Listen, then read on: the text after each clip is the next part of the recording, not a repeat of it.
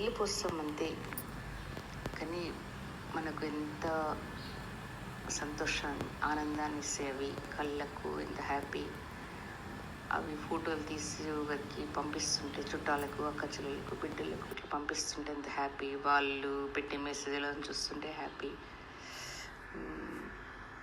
ప్రతిరోజు చూసుకోవడం అవుతుంటుంది ఆ పువ్వులని.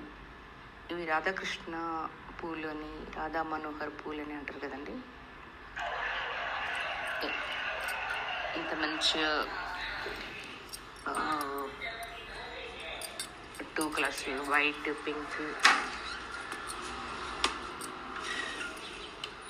పింక్ కలర్లలో వస్తాయి. ఎంత హ్యాపీ అనిపిస్తుంటుందండి. ఆనందం మీతోటి పంచుకోవాలని, మీరు కూడా ఆనందిస్తారని వీడియో చేయబుద్దయిందండి.